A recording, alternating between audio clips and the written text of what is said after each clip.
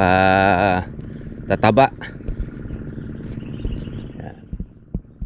Bagamat mga katribya po, ang mga insekto ay hindi po masyado pang nananalaki, pero meron pa rin pong pagsalaki yan. Hindi lang siya ganun karami.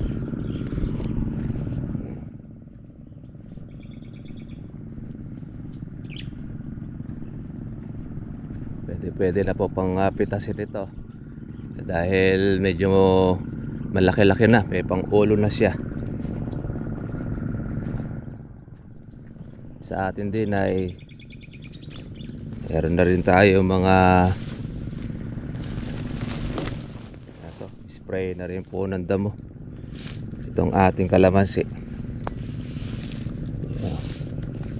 Dami pong bulaklak, oh, grabe, oh.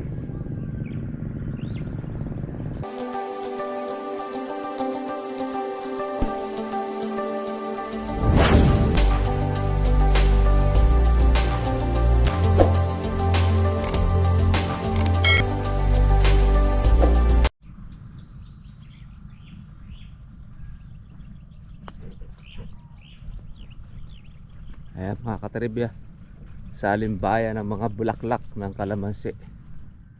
Ayan. Morning po sa inyo mga ka-farmers, mga katribya, at kamusta na po kayong lahat. Welcome po sa aking YouTube channel. At follow up lang po tayo doon sa ating inaalagaang kalamansi. Ngayon, yun po ang ating mga nadadaanan ay napakarami po mga bulaklak. Bunsod po ito ng ating ulang malakas ng buwan ng Mayo. Kaya lahat ng mga kalamansi ay meron pong mga bulaklak ngayon. Doon po sa mga katribya po natin nagtatanong kung po pwede ba silang mag-spray. Kapag ka po sa inyo ng mga katribya po ay nagdiretso po ang pag-aaraw, pwede naman po ninyong spray, lalo pag ganito pong kabukahan ng bulaklak. Dahil papaano ay sumasalaki pa rin po mga katribya po ang mga insekto. Tingnan nyo nga ito, oh. Ito yung nakaraan na namuti ng bulaklak. Ngayon ay wala pong natira. Ito ngayon namumulaklak po si uli. Yan, como ito mga katribya ay hindi natama po ng kanyang gamot na ginamit, at hindi na rin po naasikaso po ng may-ari, kaya nangasira po ang kanyang mga bulaklak na una. Kaya ang kalamansi naman, basta't nasira ang bunga, diretso naman po ang kanya uling pagbubulaklak. Tuloy-tuloy ang pagbubulaklak po ng kalamansi. Hanggat di niya po itinutuloy, natutuloy ang bunga niya, continuous ang kanyang paglalabas po ng bulaklak. Yan, lahat po ng madaanan natin ay marami pong usbong na mayroong sunong na mga flowers. Yan. Diretso pa rin po ngayon ang pagpapatubig. Papatubig pa dahil isang beses na umulan ng malakas, hindi na ulit. Ang sumunod po doon, mga ambon-ambon na lang, mga mahina pong pagulan. Kaya nauobligado po ang mga farmers magpatubig para hindi po malaglag po ang bunga ng kalamansi sa tindi rin po ng init. Sa ibang lugar, ulan po ng ulan. Dito naman po sa amin ay sadyang mailap ang ulan. Pero patagulan din naman na talaga. Kaya lang, hindi lang po tayo na-tsempuhan ng ulang malakas uli. Kaya pagka nagdiretso po ang pag-aaraw, maobligado po tayo magpatubig muli para sa ating kalamansi. Dami po mga katribya po mga bulaklak ng kalamansi natin. Ayan yung kapitbahay. Ayan, sa atin, no? Ay mga bulaklak naman na yan ay lahat ay bumubuka. Napaka tataba. Bagamat mga katribya po ang mga insekto ay hindi po masyado pang nananalakay, pero meron pa rin pong pagsalakay yan. Hindi lang siya ganun karami.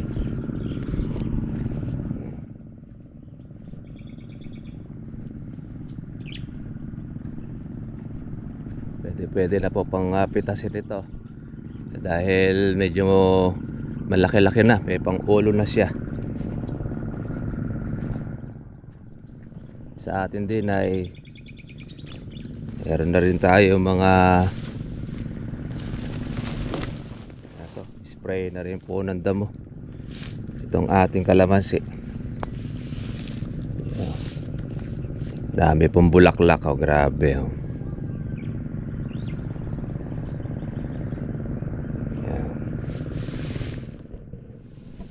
Makatanin niyo po, narinig niyo po mga katribya po yung mga patubig.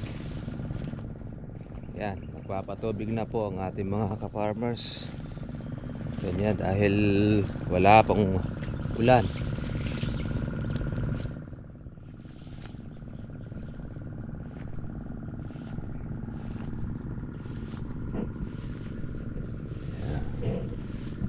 Laki-laki na po yung bunga ng ating kalamansi. Napakaganda po ng bulaklak, ang bango, pabukahan.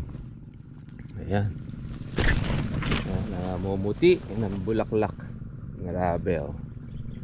Kaya ba talaga po pagka bulaklak ng patag-ulan, lahat, oh, mapal. Naaamoy, akala mo siyang sampagita ng kalamansi.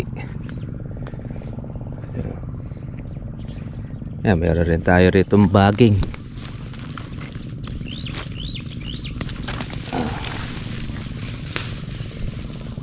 Yan, tanggal natin siya. Yung ating mga kalamanda rin, natanggal na rin po natin.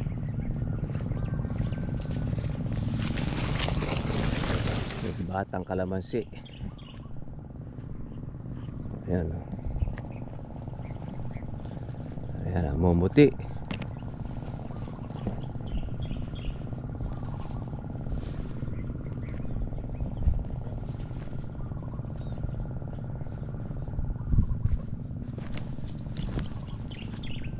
Pagka po hindi po umulan, patubig ang ating pong kailangan gawin.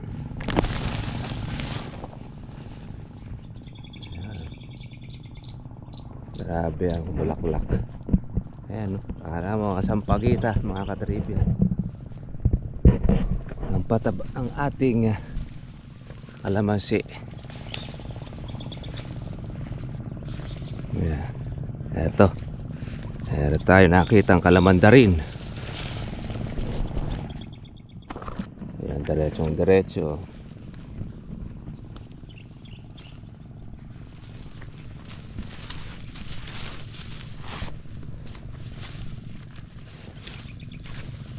Ganito, pwede natin siyang siklatin.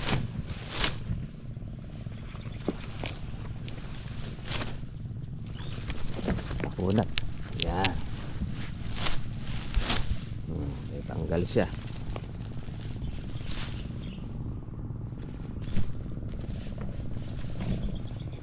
Ay, napakabango. Namumuti na naman ang ating kalamansi.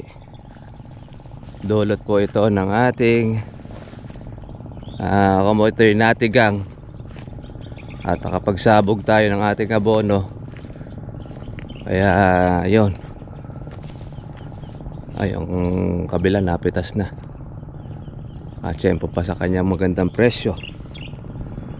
Sa atin sana naman ay kahit 1,000 maabotan pa natin. Alanganin po kasi yung bunga ng ating kalamansi.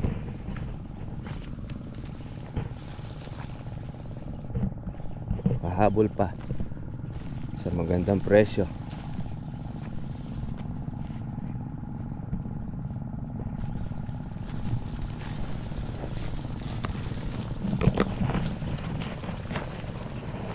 Grabe, bulaklak. Namumuti, oh. Yan. Sasyado.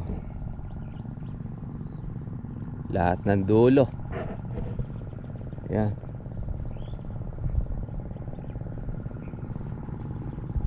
Kahit sabihin natin wag mamulaklak eh, talaga magbubulaklak pa rin ang kalamansi. Grabe ang kanyang sipag sa pagbulaklak.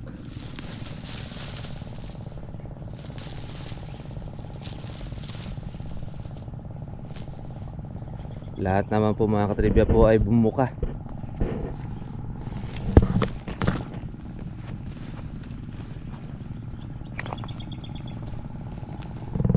Yan, dami pati sa matanda nating kalamansi. Ari nawa ay may presyo pa ang bunga ng ating kalamansi. Pati kapitbahay, ang dami rin bulaklak. Ayan, kahit saka pumaling eh. Yan na po kasi mga katribya po ang panahon nila, yung bulaklak na yan.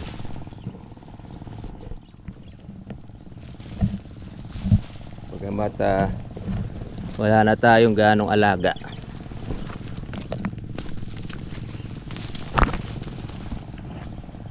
sa kalamansi natin eh tutuloy na bunga niya.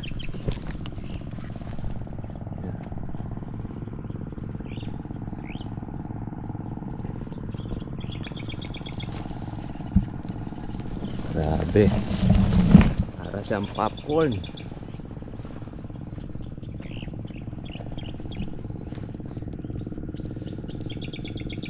Ito yung ating bagay.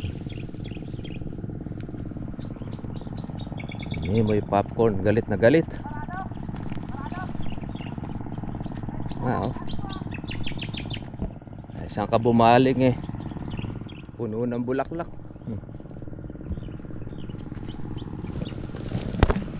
Alam mong sinabog na popcorn sa dami.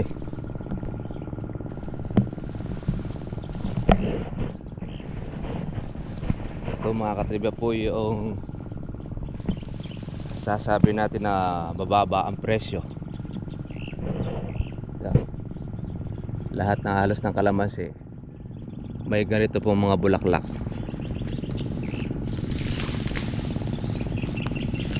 Tag-araw, mga maganda ang buka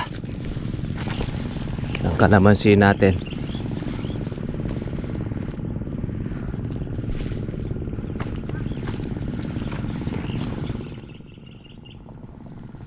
Gaganahan ka pumasok pagka ganito karami, kakapal ang bulaklak. Tingnan nyo naman po sa ilalim yung petals niya, bumuti. Ayan. Wala kang gano'ng makita ang insekto na nangingitlog doon sa kalamansi natin. Lahat ay maganda.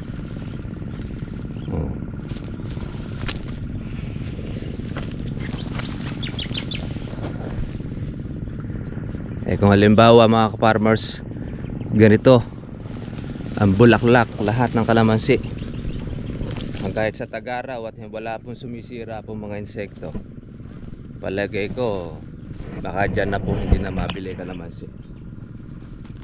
Pagka po lahat ay ganito ang bulaklak at lahat ay magtutuloy, sure na yon, marami po ang magpapatira ng kalamansi dahil hindi na mabili. Pero dahil sa tag-araw, marami pong mga maninira, marami pong insekto, kahit nabuti sa bulaklak, namamatay at nalalagas, nalalaglag ang bunga. Kaya ang mga insekto, yan po ay mga katulong para umangat ang presyo ng kalamansi.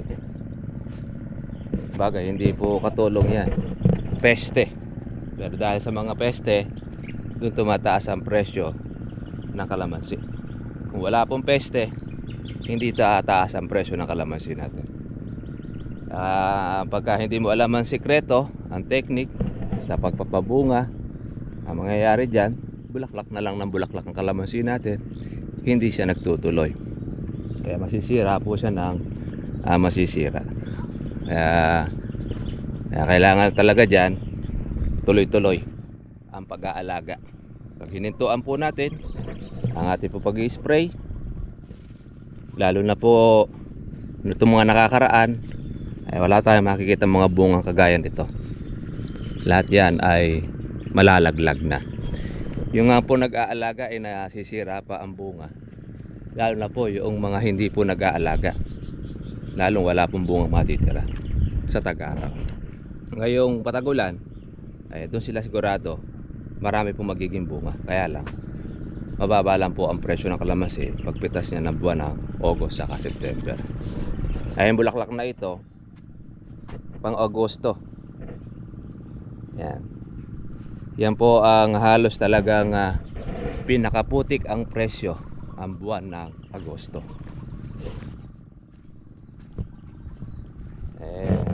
Nakaraan ang August po natin ay 400, 500 mga presyo ng kalamansi. Pero malalaman po natin sa darating na Agosto kung magiging ganun pa rin po ang magiging presyo niya. Importante lang mga katribya, meron kang pipitasin.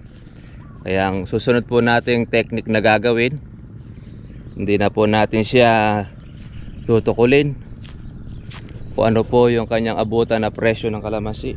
Papitas natin dahil nagsasuffer po yung ating kalamansi. Nakaraan po kasi talaga ay natukol po natin yung mga bunga nito. Kaya noong siya ay mamulaklak, ang nangyayari, naglagas din siya. Hindi rin nagtuloy yung mga bunga po natin. At least yun, nakita natin po yung nagiging epekto ng ating kalamansi. Kaya sunod, alam na po natin uli ang ating gagawin. Bagamat mga nakaraan talaga, talagang humaba po ang bagsak ng presyo ng kalamansi. Kaya naman na-delay po ng na-delay. Hindi kagaya ng mga nakakaraan, konting buwan lang tumaas na ang kalamansi.